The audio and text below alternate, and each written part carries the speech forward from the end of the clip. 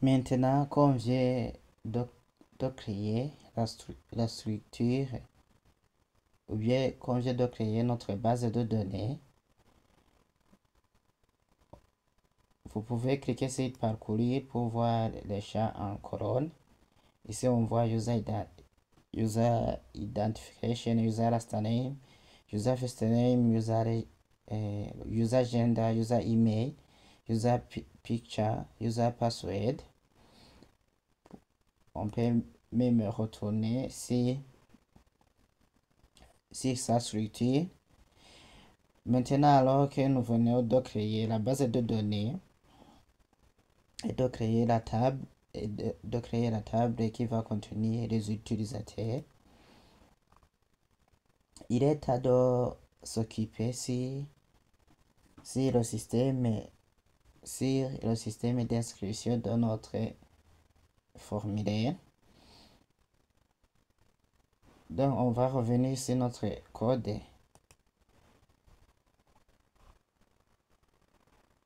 Et souvenez-vous, je vous ai dit que je ne vais pas mélanger du code HTML et du code PHP, puisque si vous avez beaucoup de lignes dans votre code, si il y a une erreur, c'est difficile de corriger cette erreur. C'est pourquoi ici, je ne vais pas mélanger pour le moment. Je ne vais pas mélanger le code HTML et le code HTML et le code PHP. Donc le code de PHP, j'ai dit que je vais l'écrire dans le dossier action. Et ce qui signifie que même si j'écris le code d'action, le code que je vais écrire va être porté sur un fichier HTML que l'utilisateur pourra accéder. Par exemple ici, vous voyez ici, on a créé un formulaire. Où l'utilisateur peut accéder à cette formulaire, puisqu'il peut accéder à un formulaire d'inscription d'un admin. Mais le code de PHP que je vais créer, qui va porter sur ce formulaire, l'utilisateur n'aura pas le droit d'accéder à ce formulaire.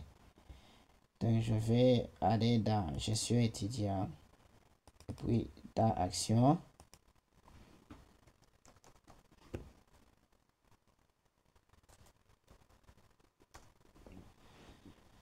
Je vais créer un fichier que je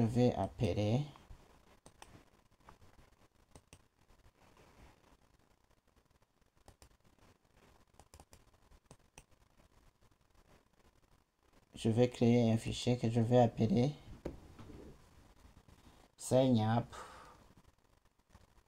admin action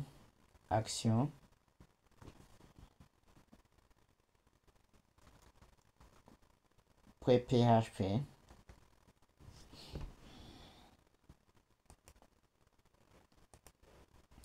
Aussi, j'aurai un autre fichier que j'aurai besoin après. C'est le fichier que je vais appeler database ou bien database.php.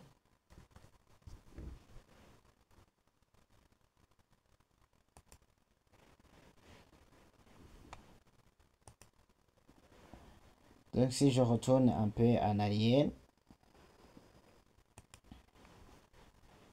si je regarde dans le fichier action, on va y aller ici dans sign up admin action.php.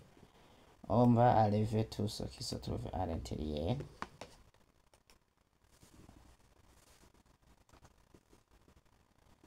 Je vais mettre du code de PHP.